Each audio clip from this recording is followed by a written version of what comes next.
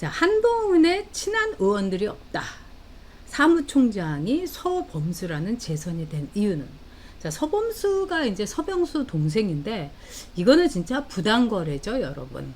아니, 선관위원장을 한 사람의 동생을 사무총장이란 자리에 딱 꼽아준 거, 이거는 부당거래, 아주 더러운 거래입니다, 여러분. 사무총장은 당에서요 막강한 자리예요. 돈을 다룹니다. 조직을 다룹니다. 그러니까 사무총장이 사실은 실세 중에 실세예요. 그래서 한때 뭐 당 5역이다, 당 3역이다 하지만 때로는 당대표를 제낄 정도로 실세를 갖고 있는 게 사무총장이에요. 근데 사무총장은 최소한 3선이 됩니다. 아, 그래야지 의원들한테 말도 먹히고 그럴 거 아니겠어요? 그런데 재선인 서범수를 했다는 말을 듣고, 이 발표를 듣고 제가 와, 정말 해도 해도 너무하다. 이렇게 어떻게 까놓고 할 수 있을까? 이 정도로 최소한의 양심, 그 다음에 눈치도 안 보나, 이런 생각을 제가 했습니다. 자, 여러분, 게다가 이번에 정점식 정책위원장을 내쫓고요. 그 다음에 이 정책위원장으로 이 꽂은 사람이 김상훈이라고, 정말 그 지역구는 물론이고 저 사람 좀 공천 좀 안 받았으면 좋겠다, 너무너무 인기 없는 사람인 거예요. 근데 이 사람은 4선이고요. 추경호는 3선이에요. 그런데 정책위의장은 뭐냐?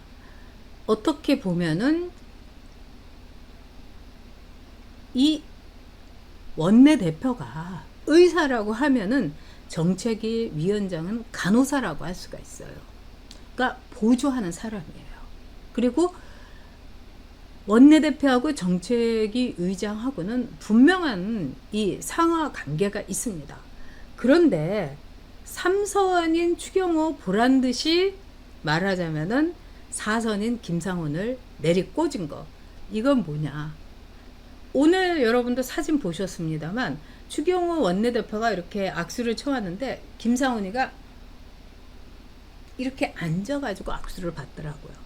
추경호 원내대표는 서가지고 악수를 청하는데, 그 장면이 모든 것을 말해준다고 생각합니다. 결국은 선수가 오래인 사람을 꽂아가지고 추경호 말 안 들어도 돼, 이런 메시지를 한동훈이 준 겁니다. 그런데 여러분, 추경호가 지금 실세 중에 실세고 최고 권력자예요. 왜? 한동훈은 배지도 없죠. 거기다가 한동훈은 내년 뭐 기껏해야 뭐 1년 1개월 하고 나면은 저기 도토리 된다고, 개밥의 도토리가 되겠지만 대통령 된다고 나갈 거 아니겠습니까? 그래서 지금 모든 실세, 그리고 국회에서 일어나는 모든 일에 대해서는 추경호가 담당하게 됩니다. 그러니까 추경호가 이럴 수도 있죠. 아, 한동훈이 최상봉 특검법 받자고 했으니까, 아, 우리 한동훈 특검법도 대통령께서 거부권 행사하지 마시고 그냥 받으시죠. 뭐 이래야지 공평하지 않습니까? 그리고 한동훈, 아, 뭐 꺼리낄 게 뭐가 있다고, 벌써 금요일인가요? 뭐 이러는 사람인데 얼마나 당당하고 깨끗하고 한 점 흠도 없는 사람이니까, 아유, 우리 한동훈 특검법 받으시죠. 뭐 이럴 수 있는 겁니다, 여러분. 자, 한동훈 대표 정점식 교체 후 친한계로 친정체제 구축에 박차, 이러면서 친정체제로 나간다고 했어요. 근데 당대표가 뭐 친정체제 찾고 뭐 이러는 거, 여러분 너무너무 웃기는 거예요. 그만큼 한동훈은 불안하다, 위태롭다, 바들바들 떨고 있다, 이렇게 보시면 됩니다. 그리고 중요한 거는 한동훈이 실제로 아마 3선 정도 되는 국회의원들, 배지들에게 이 사무총장을 맡아달라고 얘기했다는 썰이 굉장히 많습니다. 근데 그들이 다 거절을 했다는 거예요. 실제로 지금 이제 전당대회 캠프에서도 그렇고 한동훈하고 말을 해본 사람이 별로 없대요. 그래서 꽤 중요한 측근이라고 맨날 나오는 모 씨의 경우도 나 한 번도 한동훈하고 얘기한 적 없다. 와, 근데 뭐 원희룡 캠프는 뭐 후보하고 맨날 대책회의도 하고 나경원도 그렇고 윤상현도 그렇고 나 근데 한동훈한테 전화 한 통 못 받았거든. 정말 사람하고의 관계가 없다는 거예요. 그러니까 사람을 싫어하는 것 같습니다. 그래서 국회의원들은 어떤 사람이냐?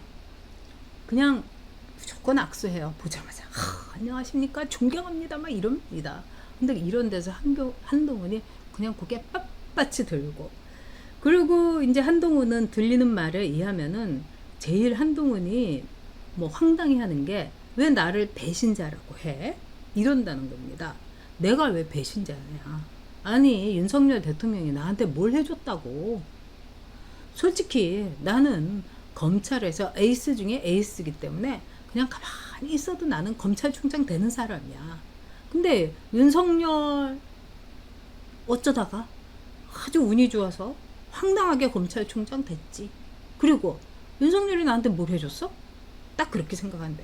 그래서 사람들이 자기를 배신자라고 얘기하는 거를 몹시 억울해한답니다. 법무부 장관 누가 시켜줬습니까? 내가 잘났으니까 윤석열이 나 도와 좀 달라고 읍수한 거야. 뭐 이렇게 생각하는 거겠죠.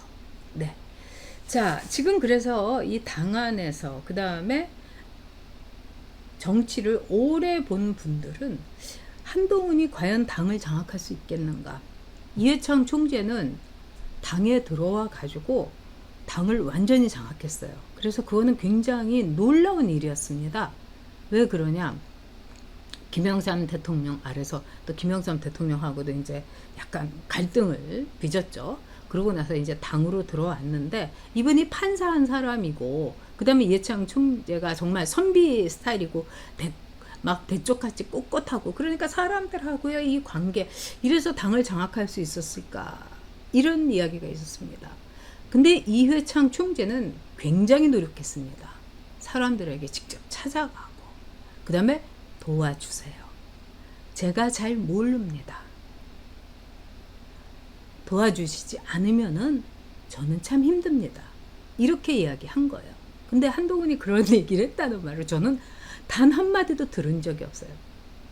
다 내 덕이야. 국회의원 선거 가서도 이러지 않았습니까? 저를 보시고 싶으면은 이 김종혁이를 찍어주세요. 이랬던 사람 아닙니까? 그리고 또 하나, 이해창 총재는요, 한마디로 굉장히 많은 원로 그룹들, 이미 한나라당에 들어와 있었던 서울대 법대에 판사를 했던 그 원로 그룹들하고 관계가 굉장히 좋았습니다. 그래서 당의 중치인 사람들이 이회창 총재를 다 밀어줬습니다. 그래서 이회창 총재가 정말 당을 장악할 수가 있었던 거죠. 그런데 한동훈 한 해 측근조차도 일체의 소통이 없다고 합니다. 그래서 한동훈이 생각한 게 뭐냐, 지구당을 만들어 가지고 원외에 배지가 없는 사람들, 이 사람들을 들어와 해갖고 내가 돌봐준다. 근데 이 지구당은 돈 먹는 함하고 정말 정당의 부패의 온상입니다, 여러분. 그래서 이 지구당을 만들자고 하는 거는요, 한동훈이가 더러운 떡을 이렇게 던지면서 한국 정치를 더 썩어 문드러지게, 아주 고름이 그냥 터지게, 피고름이 맺히게 하겠다는 겁니다. 저는 정치를 했던 사람이라서 너무 잘 알고 있습니다, 여러분. 왜 없앴겠어요? 그렇게 좋은 거를 한동훈의 말처럼 왜 없앴겠습니까? 정말 기가 막힌 거죠. 그런데 이번에 한동훈이 지구당에 대한 당무 감사를 하겠다고 합니다. 그러니까 지구당 위원장에 대해서도 나 친한, 나를 추앙하고 나 한동훈이 최고야, 아름다운 한동훈 이렇게 하지 않는 사람들은 다 물갈이하고 싹 깔아버리겠다고 한 거예요. 근데 또 당에서 들어보니까 할 게 없다는 거예요. 왜?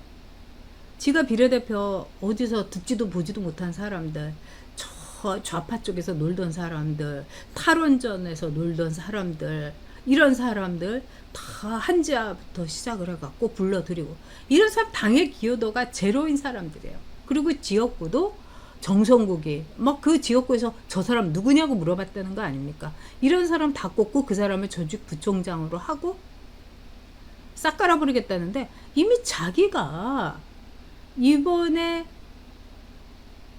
지역구 공천을 하면서 많이 물 갈았어요. 계속 또 간다는 거예요. 사람 갈고. 그럼 뭐가 남습니까? 그리고 이 지구당을 부활을 하고 이런다면 떡고물에 떨어질 텐데, 거기서 순순히 물러나겠어요, 여러분? 간단치 않습니다. 자, 그래서 한동훈이 말하자면 이회창 총재처럼 당을 장악할 수 있게, 천만에 만만에 입니다.